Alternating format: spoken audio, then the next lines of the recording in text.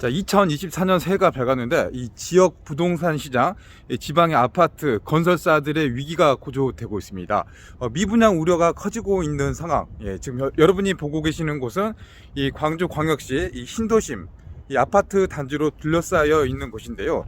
아파트 공급 물량이 많아지면서 건설사들의 부도 위기가 높아지고 있는 상황입니다. 이 최근 들어서 이 광주 이 도급 순위가 99위 정도 되는 한국건설, 이 한국건설이 자금난에 휘말리면서 이 중도금 무이자 대출을 갚지 못하는 상황이 펼쳐졌습니다. 이 현장들이 굉장히 많이 펼쳐졌던 곳이 이 한국건설인데요.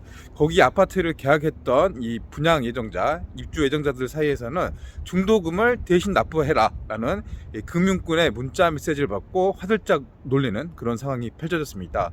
중도금 대출 대개 보면 이 건설사에서 은행에 납부를 해주는 방식인데요. 이게 막히면서 분양 계약자들 사이에서는 적게는 1,000만원, 2,000만원, 많게는 한 3,000만원 가까이 되는 이자를 납부해야 되는 경우입니다. 경기가 좋았을 때 아파트 현장들 많이 공사가 진행이 됐었는데요. PF 대출, 고물가, 원자재값 상승, 후폭풍이 2024년 새해 벽두부터 묻히면서 위기감 현장에서 지금 나타나고 있습니다. 그 모습들을 저와 함께 한번 살펴보도록 하겠습니다.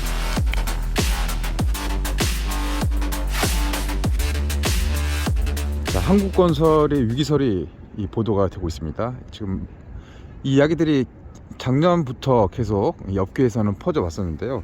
이게 현실화가 되고 있다는 겁니다. 이 분양을 하셨던 분들, 계약자들, 내 집 마련 꿈을 가지고 계셨던 분들은 지금 발을 동동 구르고 있죠. 밤잠을 아마 살릴 겁니다. 돈들이 많이 들어간 돈들이다 보니까 이 금융사에서 이 건설사가 내야 될 이자, 분양권 상환을 못하는 상황입니다. 지난주 한국건설은 워크아웃을 신청했는데요. 채권자가 거부를 했습니다. 유동성 위기. 결국 한국건설은 입주 예정자들에게 당초 계약했었던 중도금 이자를 대신 떠넘기는 그런 상황이 됐습니다. 은행과 금융권에서 중도금 추가 대출을 지금 안 해주는 상황이죠. 한국건설 믿을 수가 없다. 망할 회사에 돈을 줄 수 없다. 이제 그런 상황이 된 거죠. 개인 신용에 부담이 됩니다. 한 달 이자 평균적으로 보면 한 70만 원 정도 될 건데 이 비용을 떠안게 되니까 개인 신용까지 미치게 되는 상황입니다. 앞서도 설명을 해드렸는데 이 한국건설은 좀 소규모 아파트를 요즘 많이 하고 있습니다. 이 소규모 지역 곳곳에서 소규모 아파트 100세대, 많게는 한 300세대 정도 그런 아파트 단지들을 많이 짓고 있는데 이 건설 현장들이 지금 올스톱될 위기에 놓여 있다. 지주택 등 입주 예정자들은 현재 단톡방을 개설해서 비상대책 그런 상황들이 펼쳐지고 있는 겁니다. 이 광주 보면 이 아파트가 이렇게 많고 또 공사 현장도 지금 많이 펼쳐져 있는데 이 한국건설 사례들이 이 도미노, 이 뇌관을 건드렸다라고 이제 해석을 할 수 있습니다. 이렇게 문제가 이제 터지고 있습니다. 광주 미분양 지금 많아지고 있어요. 이 광주뿐만 아니라 지방, 수도권 마찬가지입니다. 전체 이 지방은 더 심각한 상황인데 한 70% 가까이가 이 지방 미분양 물량에 놓여 있다고 합니다. 실질적인 해결책이나 대책은 없는 상황인데요. 이 한국건설은 여러 현장에서 지금 잡음이 나오고 있습니다. 결국 문어발식 확장, 이 사업을 무분별하게 너무 많이 펼치다 보니까 이 위기 상황에 대처를 못하고 손을 놓아버리는 그런 좀 안타까운 그런 현실에 놓여 있다라는 해석들이 나오고 있습니다. 보고 계시는 곳이 이제 광주 첨단인데 이 첨단 너머에서도 한국건설 이 소규모 현장들 개발 공사가 진행 중인 곳들이 많아요. 한국건설은 도급순위가 99위입니다. 이 전라도 광주 중심으로 활동을 하고 있는데 지금 20개 현장 정도가 지금 이 문제에 놓여 있습니다. 실제로 궁동 아델리움 같은 경우는 50%의 공정률을 보이고 있지만 현재 집계가 안 될 정도로 이 상황이 스톱된 상태, 심각한 상태입니다. 이 대주단, 이 대표적으로 이 새마을 금고 있는데 돈을 안 대주는 거죠. 이 새마을금고에서 돈을 안 대고 스톱을 해버리고 자금을 회수해야 된다. 이 PF죠. 이 광주역을 비롯해서 산수동, 수기동 다 뭐 현장 비슷한 상황이다. 이 워크아웃 단계가 시작이 안 되면 이제 법정 관리로 들어가게 되고 최종적으로 부도가 나게 됩니다. 이 부도 나게 되면 지역 건설사들은 알겠지만 다들 연대가 돼 있어요. 뭐 보증도 서 있고 또 협력업체, 합창업체들, 금융관계 서로. 그러니까 지금 이 상황을 좀 돌아보면 이 건설업계 사이에서는 서로 돈을 빌려주고 땡겨주고 갚아주고 밀어주고 해주는데 전혀 안 되고 있습니다. 이게 뭐 악순환이죠. 고리가 하나 끊어지니까 이렇게 회생이 안 돼버리는 그런 현상들이 나타나고 있습니다. 전 현장 공사 중단, 부도 위기. 지금 광주 부동산은 지금 난리가 났다, 뭐 터질 것 터졌다 라는 이런 반응을 나타나고 있습니다. 이 보증사고 막기 위해서 공정률을 0.1%라도 올리기 위해서 그런 이제 뭐 노력들을 하는데 지금 현재 상황으로는 굉장히 좀 우려스러운 상황, 좀 대책이 없다, 해결책이 없다, 결국 이 협력사 피해가 우려된다라는 말들이 나오고 있습니다. 지금 광주 같은 경우는 이 건설사들 이 부도 소식 계속 들려오고 있는데요.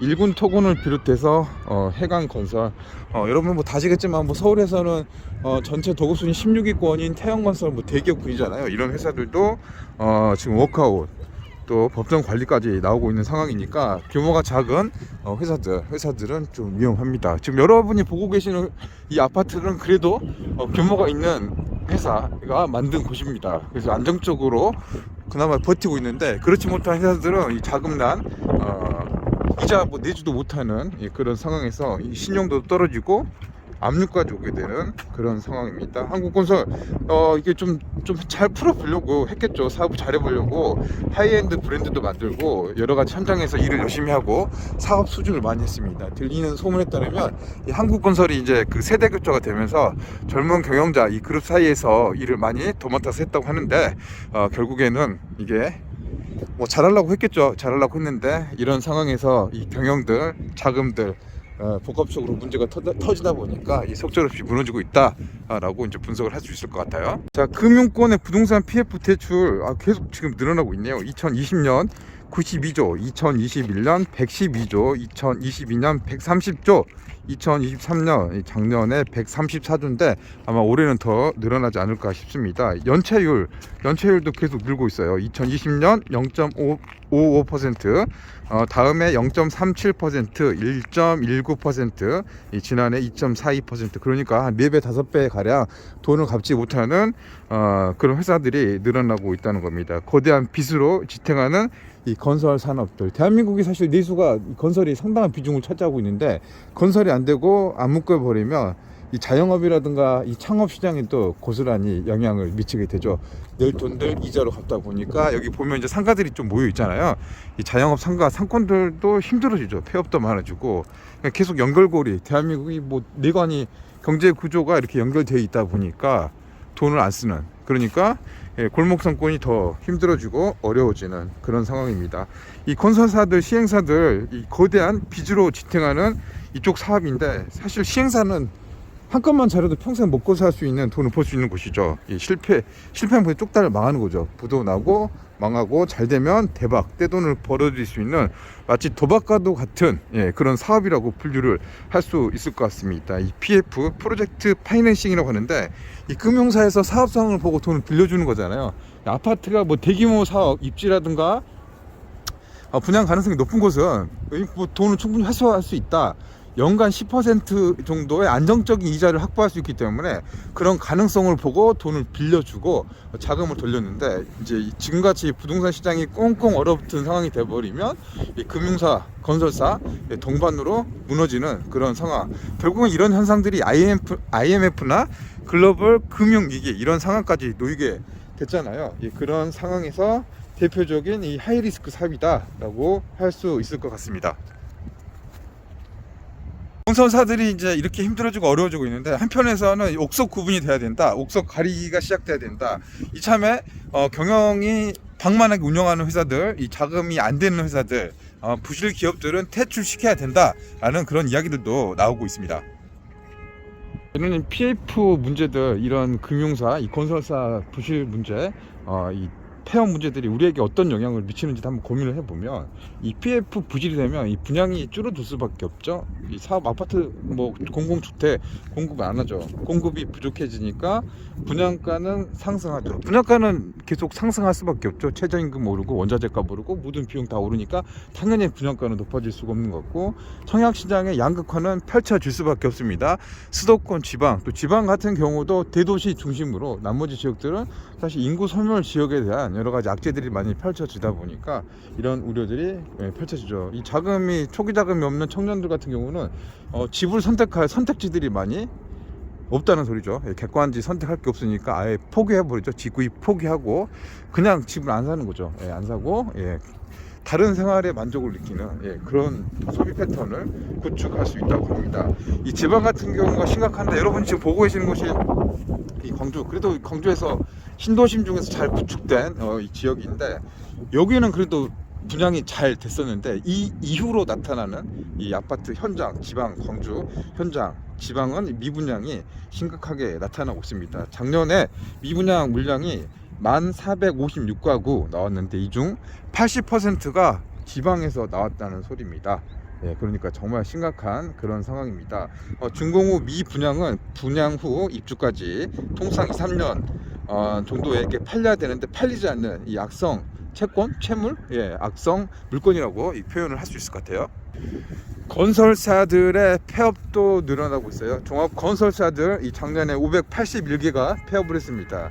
2005년 이후 최대치라고 합니다. 준공 후 미분양 물량이 전체 중에 80%를 차지하고 있는 지방 건설사의 폐업은 더 심각한 이 상황입니다. 전체 절반 이상을 차지하고 있습니다. 미수금, 미청구 공사도 늘어나고 있습니다. 결국 지금 돈이 없다는 소리죠. 돈을 빌릴 방법이 없습니다.